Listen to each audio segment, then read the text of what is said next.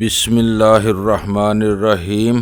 گمنام ہیرو کے معزز ناظرین، السلام علیکم۔ آئیے چلتے ہیں کہانی کی طرف۔ چور کی داڑھی میں تنکا میری نظر اچانک ہی دروازے کی سمت اٹھی اور اس شخص پر جم کر رہ گئی جو میری آمد کے بمشکل چند منٹ بعد ہی مندر کے دروازے سے اندر داخل ہوا تھا۔ صورت کچھ جانی پہچانی نظر آ رہی تھی۔ اچانک میں سناٹے میں آ گیا۔ میرے خدایا، یہ تو وہی تھا جس نے اگلے ہی روز ہوٹل میں میرے ہاتھوں زک اٹھائی تھی۔ اس کی آمد شاید اچانک ہی ہوئی تھی، ورنہ میں اسے مطلع کر کے تو یہاں آیا نہیں تھا۔ یہ بھی ممکن تھا کہ اگر اس کا تعلق بھارتی سیکیورٹی سے ہے تو وہ اس مندر تک مجھے ہی کھوجتا چلا آیا ہو، کیونکہ جس جگہ میں نے ریکھا کی کار سے چھلانگ لگائی تھی وہ یہاں سے زیادہ دور نہیں تھی۔ اصولاً انہیں دور و نزدیک کے مندروں میں بھی مجھے تلاش کرنا چاہیے تھا۔ اگر وہ کسی دوسرے گینگ کا آدمی تھا تب بھی وہ لوگ میری تلاش میں اس طرف ضرور آتے، لیکن یہ بھی تو ممکن تھا کہ وہ مقامی باشندہ ہو۔ کچھ بھی ہو، مجھے بہرحال اس سے خود کو بچانا تھا۔ یہ کوئی بہت بڑا مندر نہیں تھا۔ کسی بھی لمحے میرے اور اس کے درمیان موجود ایک موٹے بنگالی کا پردہ ہٹ سکتا تھا۔ اس کے بعد میرا کیا حشر ہوتا؟ اگر وہ صرف جاسوس ہی کا شور مچا دیتا تو یہ لوگ میری تکا بوٹی کاٹ ڈالتے۔ صورتحال کی سنگینی کا ادراک ہوتے ہی میرے جسم میں چونٹیاں سی رینگنے لگی، میرے اعصاب تن گئے۔ رات کی ساری بھاگ دوڑ، بے آرامی، تھکن جیسے ہوا میں تحلیل ہو کر رہ گئی۔ میں گویا اپنی جون میں واپس آ گیا۔ میرے بدن میں وہی بجلیاں کوندنے لگی جو ہانکا کرنے والوں کے گھیرے میں آئے ہوئے چیتے کے بدن میں کوندا کرتی ہیں۔ میں ہر قسم کی صورتحال کا مقابلہ کرنے کے لیے خود کو تیار کر چکا تھا۔ اپنے دائیں ہاتھ سے میں نے پتلون کے نیچے پاؤں کے نزدیک چھپے خنجر کو تھپتھپایا۔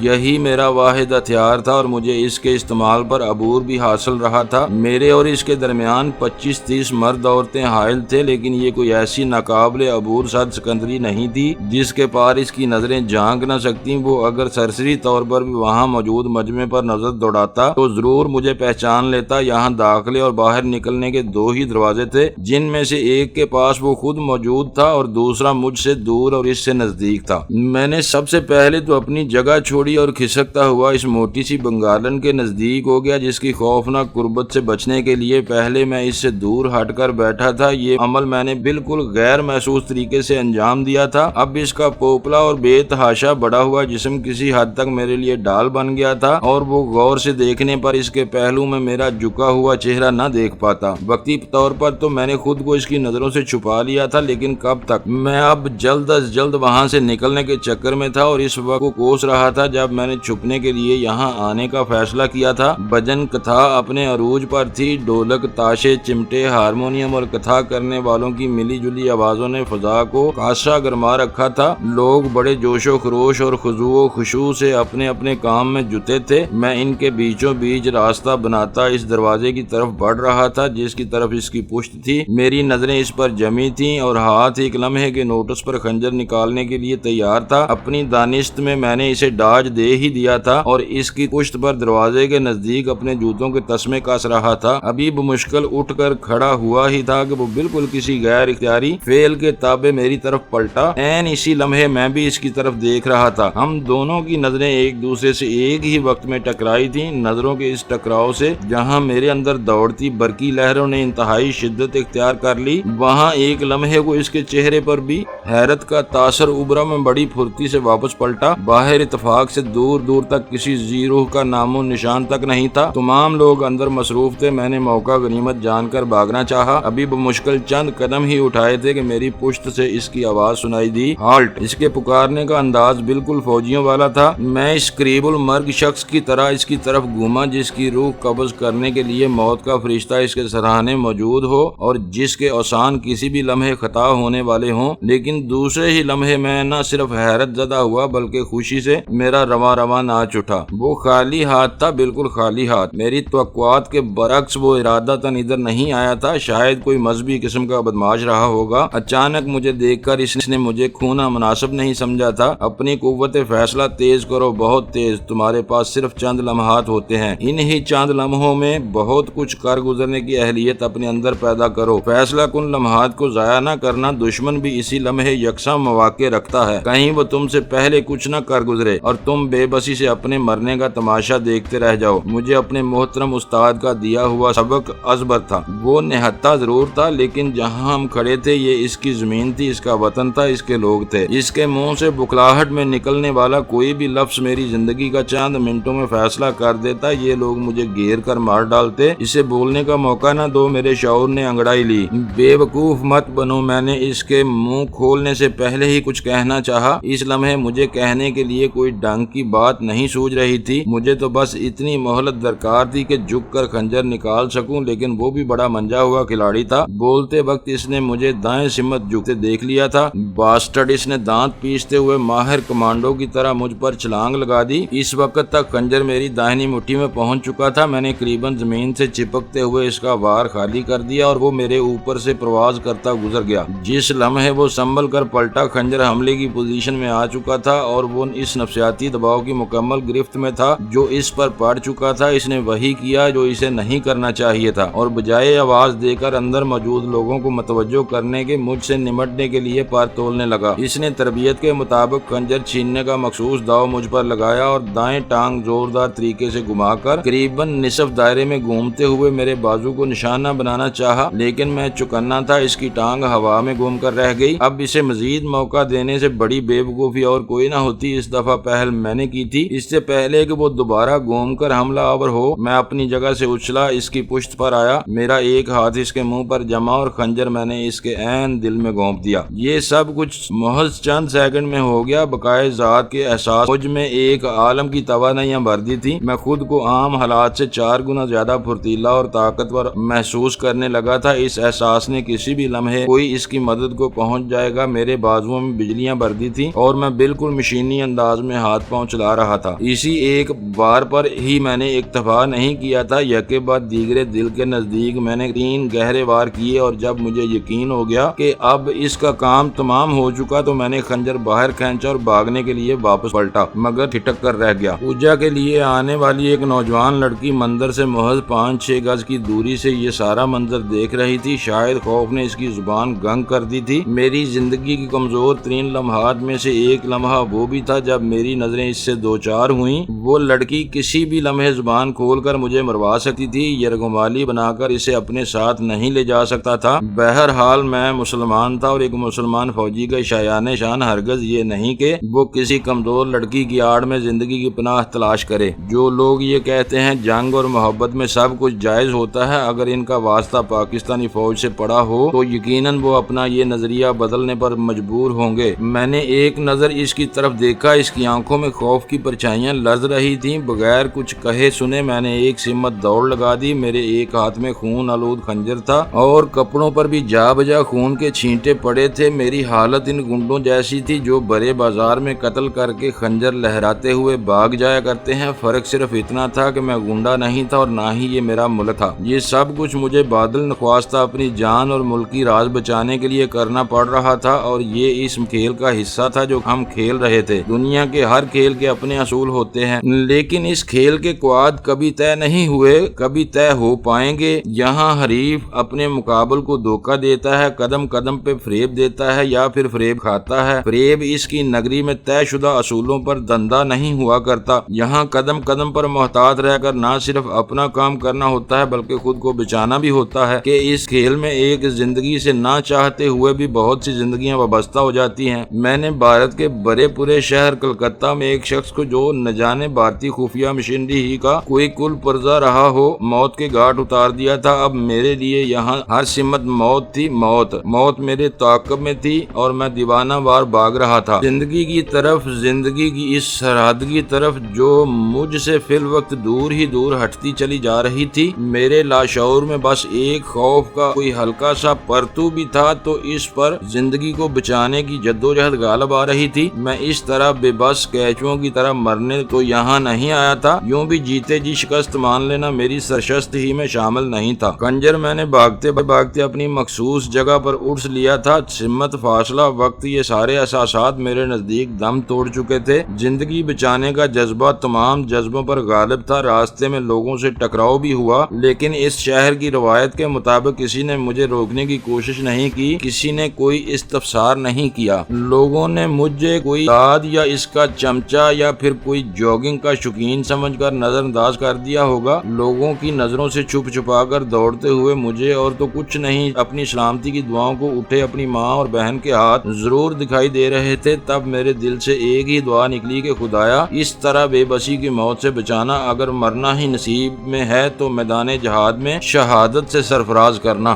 وہ قبولیت کا لمحہ تھا۔ قدرت کو میری حالت پر رحم آ گیا۔ میری آنکھوں کی چمک اس ڈرائیور کو دیکھ کر دو چند ہو گئی جو ایک جگہ کنارے کھڑی اپنی ٹیکسی کا بونٹ بند کر کے اب ڈرائیونگ سیٹ سنبھال رہا تھا۔ یہ کوئی مقامی ٹیکسی ڈرائیور تھا جو اپنے دھندے پر جانے کی تیاری میں تھا۔ مجھے اس کا آج کا پہلا گاہک بننا تھا، یہی میرا آخری فیصلہ تھا۔ زمین نے میرے پاؤں پکڑ لیے۔ اپنی جگہ رک کر میں نے اپنی منتشر سانسوں پر کنٹرول حاصل کرتے ہوئے اس مبارک ساعت کا انتظار شروع کر دیا۔ جب بھی اس نے انجن سٹارٹ کرنا تھا، جیسے ہی اس نے اگنیشن میں چابی گھمائی، مجھے اپنے تعاقب میں اچانک یہ شور سنائی دیا، خونی قاتل پکڑ لو، جانے نہ پائے۔ مزید لمحات ضائع کرنے کی بجائے میں برق رفتاری سے آگے بڑھا اور اس کے دیکھتے ہی دیکھتے اس کے ساتھ والی سیٹ سنبھال لی۔ میری صورت ہاتھ میں خنجر دیکھتے ہی خوف سے اس کی گھگی بند گئی۔ اس نے خنجر کے اس پہلو پر چبوتے ہوئے اسے خبردار کیا، میں قتل کر کے بھاگا ہوں اور اب تمہاری جان لینے میں بھی ایک لمحہ دریغ نہ کروں گا اگر تم نے میرا کہنا نہ مانا۔ خوف سے اس کے ہاتھ پاؤں پھول رہے تھے اور مجھے ڈر لگ رہا تھا کہیں وہ ڈرائیونگ کے قابل ہی نہ رہا تو اور کوئی مصیبت کھڑی ہو جائے گی۔ اپنے تعاقب میں اٹھتے شور کو اب میں ہی نہیں وہ بھی سن رہا تھا۔ پکی عمر اور سیاہ رنگ کے مریل سے جسم کے مالک ڈرائیور کی آنکھیں خوف سے پھٹنے لگی تھی۔ چلو، میں نے اسے داڑتے ہوئے اس کے پہلو پر دباؤ بڑھایا۔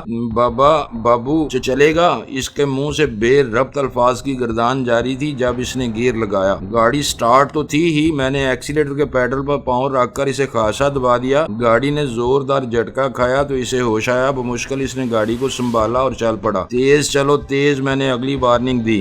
گاڑی کی رفتار بڑھنے لگی لیکن مجھے علم نہیں تھا کہ اسے کس طرف لے جاؤں۔ یہ علاقہ میرے لیے بالکل اجنبی تھا۔ خوف سے اس کا رنگ زرد ہو گیا تھا۔ سڑک پر ابھی ٹریفک چلنا شروع نہیں ہوئی تھی۔ ابھی تک کم از کم مجھے راستے میں کوئی گاڑی دکھائی نہیں دی تھی۔ پھر بھی مجھے ڈر تھا کہیں وہ خوف کے عالم میں اپنے ساتھ مجھے ہی نہ لے ڈوبے۔ دیکھو بابا، میں اپن کوئی گنڈا نہیں ہے، شریف آدمی ہے تمہاری طرح۔ میں نے اسے اپنی طرف متوجہ کیا۔ اس کے ساتھ ہی پتلون کی پچھلی جیب سے اپنا پرس نکال لیا۔ اس سالے نے بہت تنگ کر رکھا تھا، ہمیں دادا گیری کرتا تھا سالا۔ ادھر کسی چھوکری لوگ کا عزت اس کے ہاتھوں محفوظ نہیں تھا۔ ہماری جوروں کو بھی بے عزت کیا تھا اس نے۔ اپن بمبے سے اس سے بدلہ لینے آیا تھا۔ میری تمہارے ساتھ کوئی دشمنی نہیں، تمہارے کام کا تم انعام ملے گا۔ اتنا کہہ کر میں نے دو بڑے بڑے نوٹ اس کی گودی میں پھینک دیے جو اس کی اوقات سے بہت زیادہ تھے۔ اس کے چہرے کی زردی میں آہستہ آہستہ کمی واقع ہونے لگی تھی۔ کوئی گپلا نہ کرنا، اپن تمہاری گاڑی نہیں چھینے گا، بس راستے ہی میں اتر جائے گا۔ میں نے اپنی باتوں کا رد عمل اس کے چہرے پر تلاش کرنا چاہا جو اب آہستہ آہستہ نارمل ہونے لگا تھا۔ بابو تم بے فکر رہو، ہم بھی جاٹ کی اولاد ہے، غیرت والے کا ساتھ دیتا ہے، ہم آپ کی مدد کرے گا۔ اس کا حوصلہ واقعی بڑھنے لگا تھا۔ ٹھیک ہے، ہم بھی جاٹ ہے، تمہارے احسان کا بدلہ ضرور چکائیں گے، مجھے فوراً کسی ویران جگہ کے نزدیک اتار دو۔ میں نے یہ کہہ کر خنجر بھی اس کے پہلو سے ہٹا لیا۔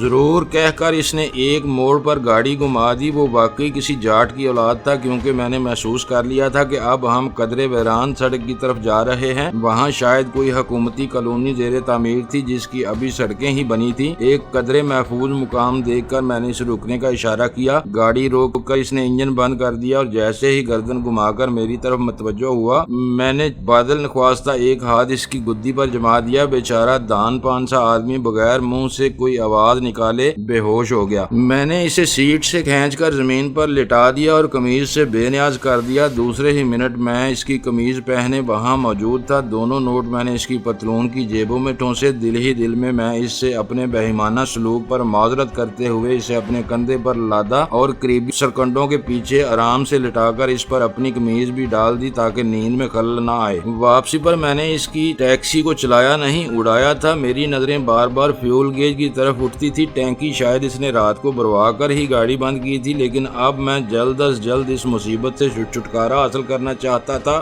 بہت سے لوگوں نے مجھے ڈرائیور سمیت اس ٹیکسی کو اغوا کرتے دیکھا تھا اور ابھی تک تو اس کی نمبر پلیٹ بھی وہی تھی۔ کسی بھی لمحے کچھ بھی ممکن تھا۔ ٹیکسی ڈرائیور نے کمال مہربانی کا راستہ اپنایا تھا جس پر پولیس کی گشتی کار نے ہمیں نہیں دیکھا، ورنہ اب میں کسی اور مارکے میں الجھا ہوا ہوتا۔ ایک مناسب جگہ دیکھ کر میں نے ٹیکسی وہاں پارک کر دی۔ چابیاں اگنیشن سے نکال کر سیٹ پر رکھ دی تھی تاکہ پولیس جب اس ٹیکسی کو بازیاب کرے تو اس بیچارے ڈرائیور کو نئی چابیاں کم از کم نہ بنوانی پڑے۔ ٹیکسی سے نکل کر میں نے 3-4 سڑکیں یکے بعد دیگرے عبور کی۔ دفتروں کا وقت ہو رہا تھا، لوگوں کا ازدحام آ اور جا رہا تھا۔ ٹریفک کی ریل پیل شروع ہو چکی تھی، دکانیں کھل رہی تھی، لیکن میں جانتا تھا ابھی کوئی ایسا سٹور نہیں کھلا ہوگا جہاں سے میں قمیض خرید کر پہن لوں۔ قدرت نے بھی اس مشکل کا حل بھی نکال دیا۔ اس مرتبہ میں جس گنجان آباد بازار میں گھسا وہ ہمارے ہاں کے جمعہ بازار قسم کی کوئی مارکیٹ ہوگی۔ مختلف ریڑھیوں پر آوازیں لگا لگا کر سامان فروخت کیا جا رہا تھا۔ ایک کونے میں سستے قسم کے ملبوسات لٹائے بھی کچھ لوگ بیٹھے تھے۔ میں نے وہیں سے ایک درمیانے درجے کی قمیض خریدی، وہیں کھڑی ہو کر سائز چیک کرنے کے بہانے قمیض تبدیل کی، پھر پرانی قمیض کو بنڈل بنا کر بغل میں دبایا اور منہ اٹھائے ایک طرف چل دیا۔ اس مرتبہ 2-3 گلیاں عبور کرنے پر ایک بس نظر آئی جس پر قطار بنا کر لوگ سوار ہو رہے تھے۔ میں نے بھی موقع غنیمت جانا اور اس قطار میں شامل ہو گیا۔ مجھے کچھ علم نہیں تھا یہ بس کہاں سے آئی اور کہاں جا رہی ہے۔ بس ایک ہی دھن سوار تھی، جلد از جلد یہاں سے دور نکل جانے کی دھن۔ مجھ سے آگے والی سواری نے جہاں کا ٹکٹ لیا تھا وہیں کا ٹکٹ میں نے بھی خرید لیا۔ تقریباً 15 منٹ کے سفر کے بعد جب وہ سواری اترنے لگی تو میں بھی نیچے اتر آیا۔ یہ کوئی بڑی مارکیٹ تھی۔ مارکیٹ کے ایک کونے میں کھانے پینے کی کئی دکانیں سجی تھیں۔ ایک درمیانے سے ریستوران میں بیٹھ کر میں نے ہلکا پھلکا ناشتہ کیا۔ چائے پی کر اب میں خود کو قدرے تازہ دم محسوس کر رہا تھا۔ کلائی پر بندی گھڑی دیکھی تو ہمارے ملاپ کا وقت نزدیک آ رہا تھا۔ مجھے کسی نزدیکی ٹیلی فون بوتھ سے ایک نمبر ڈائل کرنا تھا۔ اس پیشے میں کسی بھی ایجنٹ پر سب سے نازک گھڑی یہی ہوتی ہے جب اسے اپنے کسی دوسرے ساتھی سے ملاپ کرنا ہوتا ہے۔ ان خطرناک لمحات میں کسی ایک کی غلطی کا خمیازہ لاکھ محتاط ہونے پر دوسرے کو بھی بھگتنا پڑتا ہے۔ اس سے پہلے مقامی دوستوں کے دھوکے میں ریکھا کے ساتھ سفر کے خطرناک مرحلے سے گزر چکا تھا اور بخوبی جانتا تھا کہ زندگی کسی کو بار بار سنبھلنے کا موقع نہیں دیا کرتی۔ اگر اس مرتبہ معمولی چوک بھی ہو گئی تو عین ممکن ہے پھر سنبھلنے کا موقع ہی نہ مل سکے۔ یہی کچھ سوچتا میں اس میڈیکل سٹور کی طرف جا رہا تھا جس کے ایک کونے میں ٹیلی فون دستیاب ہے کی تختی لگی ہوئی تھی۔ پہلی ہی کوشش پر نمبر ڈائل مل گیا۔ وجے بیکر دوسری طرف سے آواز آئی، دیکھیے میں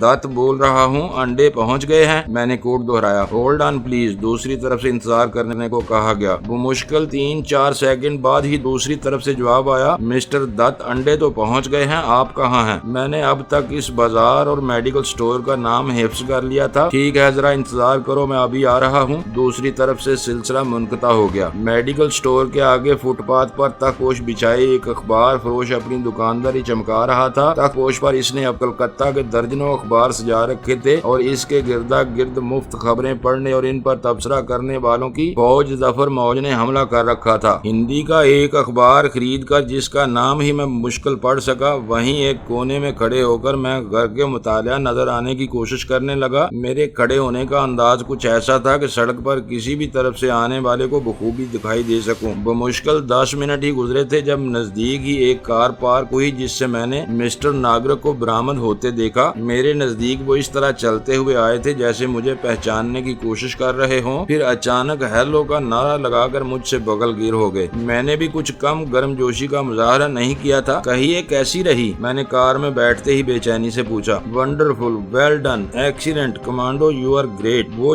جوش، جذبات اور محبت میں میری تعریف میں زمین آسمان کے کلابے ملا رہے تھے اور میں شرم کے مارے زمین میں گڑا جا رہا تھا۔ بھائی سچی بات یہ ہے کہ مار داڑ ہم سے تو ہونے سے رہی، انہوں نے ہنستے ہوئے کہا۔ میں جواب سن کر صرف مسکرا کر رہ گیا۔ ہمیں افسوس ہے کہ تم ریکھا کے ہتھے چڑھ گئے، بس اندازے کی غلطی ہو گئی، بہت فکر تھی مجھے، خدا کا شکر ہے ورنہ بہت شرمندگی اٹھانی پڑتی۔ چلو اس سے بھی نجات ملی، یہ کم وقت ہمارے لیے خواہ مخواہ کی مصیبت بنی ہوئی تھی۔ مطلب؟ میں نے حیرانی سے پوچھا۔ ماری گئی، پولیس نے مار دیا، وہ وحشیانہ انداز میں ان پر فائرنگ کر رہی تھی، شاید احساس ناکامی نے اسے پاگل کر دیا تھا۔ 2 گولیاں لگی ہیں، انسپیکٹر کو مجبوراً انہیں جوابی گولی چلانا پڑی اور وہ ماری گئی۔ انہوں نے مجھے ساری کہانی سنا دی۔ مجھے حیرت تھی ان لوگوں کو آج رات کے واقعات کا علم بھی ہو گیا، کتنے باخبر لوگ تھے یہ، اپنے کام میں ماہر۔ افسوس ہمارے ایک ساتھی کی نالائکی کی وجہ سے تمہیں یہ سب کچھ بھگتنا پڑا۔ بہرحال میں نے جواب میں گہری سانس لی۔ ہمارے سفر کا اختتام ایک ماڈرن آبادی میں ہوا۔ ایک بنگلے کے سامنے گاڑی پارک کر کے انہوں نے گھنٹی بجائی۔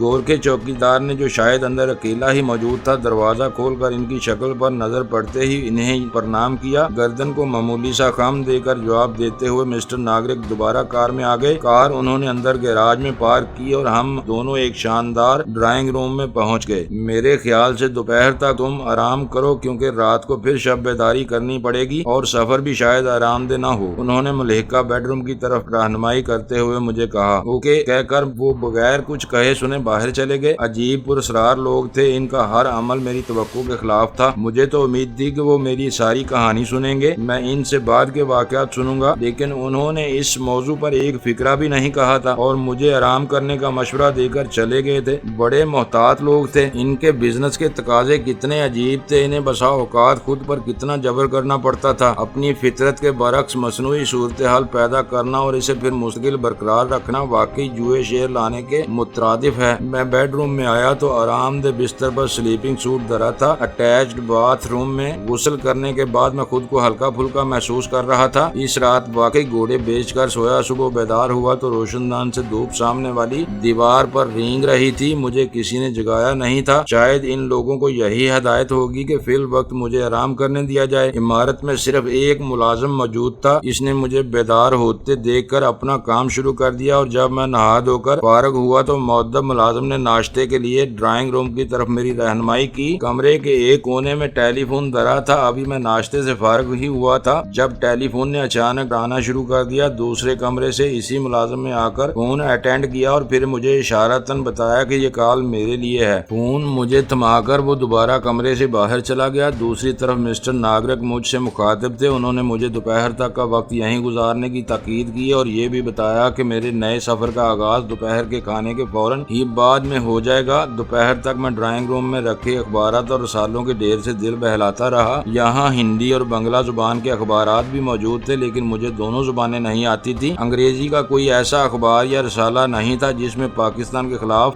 جی بھر کر زہر نہ اگلا گیا ہو۔ ہر اخبار اور رسالے میں بڑی بڑی تصاویر تباہ حال بنگالیوں کی سجائی گئی تھی۔ بعض تصاویر دیکھ کر تو یہ گمان گزرتا تھا جیسے یہ ماڈل ہوں یا پھر اداکار جنہیں ایسی تصاویر بنوانے کے لیے اچھا خاصا معاوضہ ادا کیا گیا ہو۔ مجھے علم تھا کہ یہاں جو کچھ لکھا ہے، جو کچھ بھی چھپا ہے وہ جھوٹ ہے۔ یہ جھوٹ ایک پلان کے تحت، ایک تنظیم کے تحت بولا جا رہا تھا۔ جو بولنے والے تھے ان کی اپنے جھوٹ بولنے کی ایک تاریخ تھی، انہوں نے سیکھا ہی یہ تھا کہ جھوٹ بولتے چلے جاؤ، وہ خود ہی سچ بن جائے گا۔ ممکن ہے یہ بات غلط رہی ہو، لیکن تاریخ کبھی کبھی غلط کو صحیح اور صحیح کو غلط کر دیتی ہے، یہ تاریخ کا المیہ ہے۔ اور ایسا ہی ہوا۔ یہ الگ بات کہ جھوٹ میں جو کراہت ہوتی ہے وہ جلد یا بدیر جھوٹ اور سچ کا نتارہ کر دیتی ہے۔ تاریخ نے ہر قدم پر اپنا عمل دہرایا۔ اگر بھارتی حکمرانوں نے جھوٹ کے بل بوتے پر ہمیں دو لخت کیا تو انہیں بھی اس کھیل میں مات ہوئی۔ ہم تو ہار کر ہارے، لیکن ہندو جیت کر ہار گیا۔ کبھی تاریخ نے اپنا تجزیہ خود کیا تو اس حساب کتاب میں منوجی کے پیروکاروں کو 0 نمبر بھی نہیں ملے گا۔ بے گناہ بنگالیوں کے خون سے چانکیا کے چیلوں نے جو تاریخ لکھی تھی، وقت نے اسی تاریخ کو جلا کر راکھ کر دیا اور یہ خاک بن کر اب ہندو کے منہ پر ملی جا چکی ہے۔ ڈٹائی کی بات الگ ہے، ورنہ ہونی سب کے سامنے ہو گئی۔ ابھی اس گنونے کھیل کی رچانے والی دیوی کے وہ الفاظ کہ آج میں نے نظریہ پاکستان کو بحر ہند میں ڈبو دیا، فضا میں ہی تھی جب میر شہید کے پیروکاروں کو ہوش آ گیا۔ اس کے بعد انہوں نے وہ کر دکھایا جو کسی کے وہم و گمان میں بھی نہ تھا۔ نہ تو کھیل کھیلنے والوں نے ایسا سوچا تھا، نہ ہی شطرنج کے مہروں کو یہ گمان گزرا تھا۔ میں نے ان بظاہر مظلومیت کی جعلی تصویروں کے پس پردہ دکھائی دیتی منافقت کا گیان ہوتے ہی اخبارات ایک طرف پھینک دیے اور ریڈیو آن کر لیا۔ پھر مجھے ریڈیو بھی بند کرنا پڑا۔ یہاں بھی وہی کچھ کہا جا رہا تھا جو ان اخبارات میں گوایا گیا تھا۔ میں نے ریڈیو کا سوئچ بھی آف کر دیا، کمرے سے باہر نکل آیا۔ میں چاہتا تھا کہ یہ منظر بدل جائے، کم از کم میں جھوٹ کی اس نگری سے باہر آ جاؤں، تازہ ہوا میں کچھ سانس لے سکوں۔ اس بنگلے کے لان سے باہر کا منظر دکھائی پڑتا تھا۔ میں نے محسوس کیا اس بنگلے کے باہر لاکھوں کی تعداد میں موجود لوگ بھی اس کریہ منظر کے بدلنے کے منتظر تھے جو مکمل ہی نہیں ہو رہا تھا، جسے براہمنی ذہنیت مکمل ہی نہیں ہونے دیتی تھی۔ میری طرح یہ لاکھوں لوگ بھی نامکمل منظر بدلنے کا عذاب بھوگ رہے تھے، بیچارے لوگ۔ دوپہر کا کھانا بھی مجھے اکیلے ہی کھانا پڑا۔ ابھی تک ہم 2 آدمی ہی یہاں موجود تھے یا پھر تیسرا وہ گورکھا چوکیدار جو باہر دروازے پر کھڑا پہرا دے رہا تھا۔ تھوڑی دیر بعد مسٹر ناگرک ایک بنگالی کے ساتھ وہاں آ گئے۔ بنگالی نے مجھ سے ہاتھ ملایا تھا، اپنا نام نہیں بتایا تھا۔ اس دھندے میں شاید آدمی کا کوئی نام رہ ہی نہیں جاتا۔ یہ بے نام لوگ ہوتے ہیں جو بسا اوقات وہ کر گزرتے ہیں جو صرف سوچا جا سکتا ہے۔ مجھے اب جانا ہوگا، تمہارا سفر شروع ہونے والا ہے، اب یہی تمہارا رہبر ہے۔ ایسا کہنا بہت عجیب لگا لگتا ہے، لیکن ہم روایتی لوگ ہیں نا، اس لیے کہہ رہا ہوں۔ اگر ہماری میزبانی میں کوئی کمی رہ گئی ہو تو برا مت ماننا۔ انہوں نے عجیب سے لہجے میں عجیب بات کہہ دی تھی۔ بسا اوقات ہم بہت کچھ ایسا کہہ دیتے ہیں یا سن لیتے ہیں جو کہنے سننے کی امید نہیں رکھتے۔ میں اس انسان کو دل ہی دل میں خراج عقیدت پیش کیے بغیر نہ رہ سکا، جو اس قیامت کی گھڑی میں بھی مجھے مہمان اور خود کو میزبان سمجھ رہا تھا۔ میں اس کی بات کا کیا جواب دیتا؟ خاموش ہو رہا۔ خاموشی کی زبان پر اصرار صحیح، لیکن ہوتی بہت سیدھی ہے، عین دل پر لگنے والی، دل میں گھر کرنے والی۔ شاید انہوں نے میرے چہرے پر اپنے لیے بچھی عقیدت میں، میری آنکھوں میں اپنے لیے ہلکورے لیتے احترام میں اپنے سوال کا جواب پا لیا تھا۔ اوکے کیپٹن، خدا حافظ کہہ کر انہوں نے مجھ سے گرم جوشی سے میرا ہاتھ دبایا اور چل دیے۔ اس لمحے مسٹر ناگرک نے میری طرف دیکھا بھی نہیں تھا۔ میں جانتا تھا ان لمحات میں انسان کتنا کمزور ہو جاتا ہے۔ میں اس زمین کا مسافر تھا جو ان کی زمین تھی، جو ان کی پہچان تھی، جس کے لیے وہ دیار غیر میں بیس بدل کر، بحروب بھر کر، عجیب عجیب سوانگ رچا کر اپنی زمین کی حفاظت کر رہے تھے، اپنی پہچان کو زندہ رکھنے کی جنگ میں الجھے ہوئے تھے۔ میرے بنگالی ہم سفر نے چند منٹ بعد روانگی کا سگنل دے دیا۔ معزز ناظرین، لائک کریں، شیئر کریں اور کمنٹس باکس میں پاک آرمی زندہ باد، پاکستان پائندہ باد کا نعرہ ضرور درج کر کے اپنے ملک پر فخر کریں اور پاکستان کی بنیادیں مضبوط کرنے میں اپنا کردار ادا کریں۔ ویڈیو دیکھنے کا شکریہ۔ معزز ناظرین، اپنا خیال رکھیے گا اور ہمارے چینل کا بھی۔